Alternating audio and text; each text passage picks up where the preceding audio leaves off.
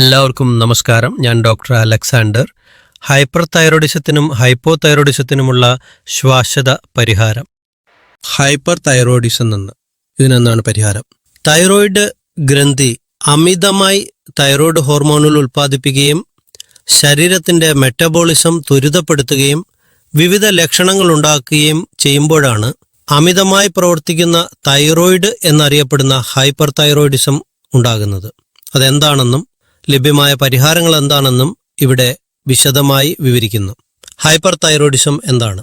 Thyroid ഗ്രന്ഥി വളരെയധികം ഹോർമോണുകൾ ഉൽപ്പാദിപ്പിക്കുന്ന ഒരു സാധാരണ തൈറോയിഡ് രോഗമാണ് ഹൈപ്പർ തൈറോയിഡിസം. ഇത് ശരീരഭാരം കുറയ്ക്കൽ, വേഗത്തിലുള്ള ഹൃദയമിടിപ്പ്, അസ്വസ്ഥത, ചൂട്, അസഹിഷ്ണുത തുടങ്ങിയ ലക്ഷണങ്ങളിലേക്ക് നയിക്കുന്നു. ഹൈപ്പർ തൈറോയിഡിസത്തിന്റെ കാരണങ്ങൾ. ഗ്രേവ്സ് രോഗം എന്ന് പറയുന്നത് ഒരു ഓട്ടോ ഇമ്മ്യൂൺ ഡിസോർഡറാണ്. ടോക്സിക് മൾട്ടിനോഡുലാർ ഗോയിറ്റർ എന്ന് പറയുന്നത് തൈറോയിഡ് ഗ്രന്ഥിയുടെ വലുതാകലാണ്. ടോക്സിക് അഡിനോമ എന്ന് പറയുന്നത് തൈറോയിഡ് ഗ്രന്ഥിയിലെ ഒരു ദോഷകരമല്ലാത്ത ട്യൂമറാണ്. തൈറോയിഡൈറ്റിസ് എന്ന് പറയുന്നത് തൈറോയിഡ് ഗ്രന്ഥിയുടെ വീക്കമാണ്. ഹൈപ്പർ തൈറോയിഡിസത്തിന്റെ ലക്ഷണങ്ങൾ. വിശപ്പ് വർദ്ധിച്ചിട്ടും ശരീരഭാരം കുറയുന്നു, വേഗത്തിലുള്ള ഹൃദയമിടിപ്പ്, നാഡീവ്യൂഹം അല്ലെങ്കിൽ ക്ഷോഭം, ക്ഷീണം അല്ലെങ്കിൽ പേശി ബലഹീനത, ചൂട്, അസഹിഷ്ണുത, വർദ്ധിച്ച വിയർപ്പ്, വിറയൽ. ഇതിൻ്റെ ചികിത്സാ ഓപ്ഷനുകൾ നോക്കാം. ആൻറ്റി തൈറോയിഡ് മരുന്നുകൾ മെത്തിമാസോൾ, പ്രൊപ്പൈൽ ത്യോറാസിൽ എന്നിവ തൈറോയിഡ് ഹോർമോൺ ഉൽപാദനം കുറയ്ക്കുന്നു. ഹൈപ്പർ തൈറോയിഡിസത്തിന്റെ ദീർഘകാല നിയന്ത്രണത്തിനായി ഈ മരുന്നുകൾ പലപ്പോഴും ഉപയോഗിക്കുന്നു, പ്രത്യേകിച്ച് കുട്ടികൾ, കൗമാരക്കാർ, ഗർഭിണികൾ എന്നിവയിൽ. പ്രൊപ്രനോലോൾ, മറ്റ് ബീറ്റാ ബ്ലോക്കറുകളും തൈറോയിഡ് ഹോർമോൺ അളവിനെ ബാധിക്കാതെ വിറയൽ, വേഗത്തിലുള്ള ഹൃദയമിടിപ്പ്, ഉത്കണ്ഠ തുടങ്ങിയ ലക്ഷണങ്ങളെ ലഘൂകരിക്കുന്നു. Radio active iodine therapy thyroid കോശങ്ങളെ നശിപ്പിക്കുന്നു, ഹോർമോൺ ഉൽപാദനം കുറയ്ക്കുന്നു. ഈ ചികിത്സ US-ൽ പലപ്പോഴും ഉപയോഗിക്കാറുണ്ട്. ഇത് ഹൈപ്പോ തൈറോയിഡിസത്തിലേക്ക് നയിച്ചേക്കാം. ഇത് ആജീവനാന്ത തൈറോയിഡ് ഹോർമോൺ മാറ്റിസ്ഥാപിക്കൽ ആവശ്യമാണ്. ശസ്ത്രക്രിയ, അതായത് തൈറോയിഡ് ഡക്ടമി എന്ന് പറയുന്നത് തൈറോയിഡ് ഗ്രന്ഥിയുടെ ഒരു ഭാഗമോ മുഴുവനായോ നീക്കം ചെയ്യുന്നു. ഗുരുതരമായ കേസുകൾ, വലിയ ഗോയിറ്ററുകൾ, ആന്റി തൈറോയിഡ് മരുന്നുകൾ സഹിക്കാൻ കഴിയാത്ത ഗർഭിണികൾ എന്നിവർക്കാണ് ഈ ഓപ്ഷൻ സാധാരണയായി സംവരണം ചെയ്തിരിക്കുന്നത്. ജീവിതശൈലിയിൽ ഉണ്ടാകേണ്ട മാറ്റങ്ങൾ എന്തൊക്കെയാണെന്ന് നോക്കാം. അയോഡിൻ കഴിക്കുന്നത് കുറയ്ക്കൽ, ചില ഭക്ഷണങ്ങളും സപ്ലിമെന്റുകളും ഒഴിവാക്കൽ, സമ്മർദ്ദം നിയന്ത്രിക്കൽ, പതിവായി വ്യായാമം ചെയ്യുക, ചികിത്സിച്ചില്ലെങ്കിൽ ഉണ്ടാകുന്ന ബുദ്ധിമുട്ടുകൾ, ഏട്രിയൽ ഫൈബ്രിലേഷൻ, കഞ്ചസ്റ്റീവ് ഹാർട്ട് പരാജയം, വന്ധ്യത, ഓസ്റ്റിയോപൊറോസിസ്, തൈറോയിഡ് സ്റ്റോം എന്ന് പറയുന്നത് ജീവന് ഭീഷണിയായ ഒരു അവസ്ഥ. ഹൈപ്പോ തൈറോയിഡിസം എന്താണ് ഇതിന് പരിഹാരം?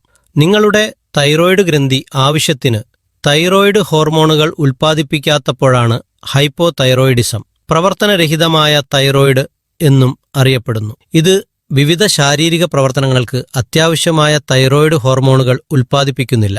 ഈ അവസ്ഥ നിങ്ങളുടെ മെറ്റബോളിസത്തെ മന്ദഗതിയിലാക്കുകയും ശരീരഭാരം, ക്ഷീണം, വരണ്ട ചർമ്മം, വിഷാദം തുടങ്ങിയ ലക്ഷണങ്ങളിലേക്ക് നയിക്കുകയും ചെയ്യും. ഹൈപ്പോ തൈറോയിഡിസത്തിന്റെ കാരണങ്ങൾ.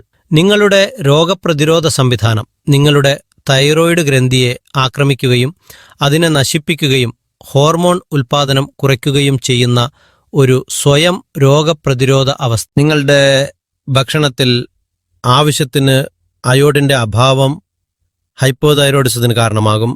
കാരണം തൈറോയ്ഡ് ഹോർമോൺ ഉൽപാദനത്തിന് അയോഡിൻ നിർണായകമാണ്. തൈറോയ്ഡ് ഗ്രന്ഥിയുടെ ഭാഗമോ മുഴുവനായോ നീക്കം ചെയ്യുകയോ ഹൈപ്പർ തൈറോയിഡിസം ചികിത്സിക്കാൻ റേഡിയോ ആക്റ്റീവ് അയോഡിൻ ഉപയോഗിക്കുകയോ ചെയ്യുന്നത് ഹൈപ്പോ തൈറോയിഡിസത്തിന് കാരണമാകും. Cancer ചികിത്സയ്ക്കിടെ റേഡിയേഷന് വിധേയമാകുന്നത് thyroid ഗ്രന്ഥിക്ക് കേടുവരുത്തും. തൈറോയിഡിനെ നിയന്ത്രിക്കുന്ന പിറ്റ്യൂട്ടറി ഗ്രന്ഥിയിലെ പ്രശ്നങ്ങൾ ഹൈപ്പോ തൈറോയിഡിസത്തിന് കാരണമാകും. ഹൈപ്പോ തൈറോയിഡിസത്തിന്റെ ലക്ഷണങ്ങൾ. ശരീരഭാരം കൂടൽ, ക്ഷീണം, വരണ്ട ചർമ്മം, മുടികൊഴിച്ചിൽ, തണുപ്പ്, അസഹിഷ്ണുത, വിഷാദം, പേശി ബലഹീനത. ചില ചികിത്സാ ഓപ്ഷനുകൾ നമുക്ക് നോക്കാം. നിങ്ങളുടെ തൈറോയ്ഡ് ഗ്രന്ഥിക്ക് ഉൽപ്പാദിപ്പിക്കാൻ കഴിയാത്ത ഹോർമോണുകളെ മാറ്റിസ്ഥാപിക്കുന്ന ഒരു സിന്തറ്റിക് തൈറോയ്ഡ് ഹോർമോൺ മരുന്നാണ് ലെവോതൈറോക്സിൻ. ഇത് സാധാരണയായി വാമൊഴിയായി എടുക്കാറുണ്ട്. സാധാരണ ഹോർമോൺ അളവ് നിലനിർത്താൻ കാലക്രമേണ ഡോസേജ് ക്രമീകരിക്കേണ്ടി വന്നേക്കാം. ഇതിന്റെ ശരിയായ അളവ് ഉറപ്പാക്കാനും അമിതമായോ കുറഞ്ഞതോ ആയ മരുന്ന് തടയാനും പതിവായി രക്തപരിശോധന ആവശ്യമാണ്. നമ്മൾ എടുക്കേണ്ട ജീവിതശൈലിയിലെ മാറ്റങ്ങൾ. നിങ്ങൾക്ക് ഹാഷിമോട്ടോസ് രോഗമോ മറ്റ് ഓട്ടോ ഇമ്മ്യൂൺ തൈറോയ്ഡ് തകരാറുകളോ ഉണ്ടെങ്കിൽ അമിതമായ അയോഡിൻ കഴിക്കുന്നത് ഒഴിവാക്കുക. കാരണം ഇത് ലക്ഷണങ്ങൾ വഷളാക്കും. പതിവ് ശാരീരിക പ്രവർത്തനങ്ങൾ, അതായത് വ്യായാമം, ഇതിന്റെ ലക്ഷണങ്ങൾ കൈകാര്യം ചെയ്യാനും മൊത്തത്തിലുള്ള ആരോഗ്യം മെച്ചപ്പെടുത്താനും സഹായിക്കും. ഇതിന്റെ സമ്മർദ്ദം നിയന്ത്രിക്കാൻ മൈൻഡ്ഫുൾനെസ്സും സമ്മർദ്ദം കുറയ്ക്കുന്ന സാങ്കേതിക വിദ്യകളും പരിശീലിക്കുന്നത് ഉത്കണ്ഠയും വിഷാദവും ലഘൂകരിക്കാൻ സഹായിക്കും. ചികിത്സിച്ചില്ലെങ്കിൽ ഉണ്ടാകുന്ന ബുദ്ധിമുട്ടുകൾ എന്താണെന്ന് നമുക്ക് നോക്കാം. ഹൃദയ സംബന്ധമായ പ്രശ്നങ്ങൾ, വന്ധ്യത, ജനന വൈകല്യങ്ങൾ, പെരിഫറൽ ന്യൂറോപ്പാത്തി, മൈക്സെഡിമ, കോമ, അതായത് ജീവന ഭീഷണിയായ ഒരു സങ്കീർണത. ശരിയായ ചികിത്സയും ജീവിതശൈലി ക്രമീകരണങ്ങളും വഴി ഹൈപ്പോതൈറോയിഡിസം ഉള്ള മിക്ക ആളുകൾക്കും സാധാരണവും ആരോഗ്യകരവുമായ ജീവിതം നയിക്കാൻ കഴിയും. ഇതിന് ഒരു ശാശ്വത പരിഹാരമാണ് ഗാമ ഒറൈസനോൾ. കൃത്യമായി ഗാമ ഒറൈസനോൾ ഉപയോഗിച്ചാൽ തൈറോയിഡിൽ നിന്നും ശാശ്വതമായ പരിഹാരം നേടാം. RCMലെ ഓരോ പ്രൊഡക്റ്റുകളും വളരെ ഗുണം ചെയ്യും. 2 കൈകളിലെയും ചൂണ്ടാണി വിരൽ കൊണ്ട് നെറ്റിയിൽ തൊട്ട് മനസ്സിനെ നിയന്ത്രിച്ച് മറ്റു 3 വിരലുകൾ കൊണ്ട് കണ്ണുകൾ പൊത്തി തള്ളവിരൽ കൊണ്ട് ചെവി അടച്ച് ശ്വാസം ഉള്ളിലോട്ടെടുത്ത് ദീർഘമായി മൂടലിലൂടെ ശ്വാസം പുറത്തേക്ക് വിടുക. ഭ്രമരിക് പ്രാണായാമം എന്ന ഈ രീതി ദിവസവും ശീലിച്ചാൽ ശ്വാസനാളം, തൊണ്ട, വായ എന്നിവ ശുദ്ധീകരിക്കാൻ സാധിക്കും. തലേ ദിവസം 1 ടീസ്പൂൺ എള്ള് വൃത്തിയായി കഴുകി വെള്ളത്തിലിട്ട് രാവിലെ ഊട്ടുവയ്ക്കുക. വൈകിട്ട് അത് മുളയ്ക്കും. അതിൽ തേങ്ങ ചേർത്ത് കഴിച്ചാൽ തൈറോയിഡിന് ശമനം കിട്ടും. ഇത് തൈറോയിഡ് ഉള്ളവർക്കും ഇല്ലാത്തവർക്കും കഴിക്കാം. അതുപോലെ രാവിലെ 9 മണിക്ക് മുൻപും വൈകിട്ട് 4 മണിക്ക് ശേഷവുമുള്ള വെയിൽ കൊള്ളുന്നതും വളരെ നല്ലതാണ്. ആമാശയമാണ് സർവ്വരോഗങ്ങളുടെയും ഹേതു. ശോധന ഇല്ലായ്മയാണ് സർവ്വരോഗങ്ങളുടെയും മൂലകാരണം. ആമാശയം വൃത്തിയാക്കാൻ നന്നായി വെള്ളം കുടിക്കണം. 20 കിലോ ഭാരമുള്ള ഒരാൾ 1 ലിറ്റർ വെള്ളമെങ്കിലും നിർബന്ധമായി കുടിച്ചിരിക്കണം. ശോധന ലഭിക്കാനായി RCMൽ ഉപയോഗിക്കാവുന്ന ചില പ്രൊഡക്റ്റുകളെക്കുറിച്ച് നമുക്ക് നോക്കാം. RCM റൈസ് ബ്രാൻഡ് ഓയിൽ ദിവസവും രാവിലെയും വൈകിട്ടും വെറും വയറ്റിൽ 15 ml കടിക്കുക. അതുപോലെ മറ്റൊരു വണ്ടർഫുൾ പ്രൊഡക്റ്റായ ഉദർസാഫ്, ഇത് അത്താഴം കഴിച്ച് അരമണിക്കൂർ കഴിഞ്ഞ് 1 ടീസ്പൂൺ ഉദർസാഫ് എടുത്ത് 1 ഗ്ലാസ് ചൂടുവെള്ളത്തിൽ കലക്കി കഴിക്കുക. അതായത് ചായ കുടിക്കുന്ന അളവിലുള്ള ചൂട് വേണം വെള്ളത്തിന്. തീരെ ശോധനയില്ലാത്ത കേസുകളിൽ 1 കുപ്പി ഉദർസഫ കഴിയുന്നതുവരെ കഴിക്കണം. ചെറുതായി വയറിന് ലൂസായി പോവും. മുലപ്പാൽ കുടിക്കുന്ന കുഞ്ഞിന് ശോധന ഇല്ലെങ്കിൽ ഉദർസഫ അമ്മ കഴിച്ചാൽ മുലപ്പാലിലൂടെ കുഞ്ഞിനും അതിനേറെ ഗുണം കിട്ടും.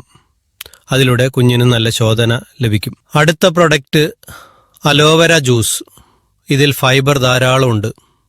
ഫൈബർ അകത്ത് ചെല്ലുമ്പോൾ വായ മുതൽ മലദ്വാരം വരെ 24 അടി മുതൽ 30 അടി നീളമുള്ള മൊത്തം ഏരിയ ക്ലീനാകും. അൾസറിനും ആസിഡിറ്റിക്കും വളരെ നല്ലതാണ്. 1/2 ഗ്ലാസ് വെള്ളത്തിൽ 1 മൂടി അലോവേര ജ്യൂസ് ചേർത്ത് കഴിക്കുക. മറ്റൊരു പ്രൊഡക്റ്റാണ് ജലജീര. ഇത് തണുത്ത വെള്ളം, കഞ്ഞിവെള്ളം, പുളിയില്ലാത്ത മോർ എന്നിവയിൽ കലർത്തി ഇടയ്ക്കിടയ്ക്ക് കഴിക്കാം. വയറ്റിലെ ചൂട് മാറാൻ വളരെ നല്ലതാണ്.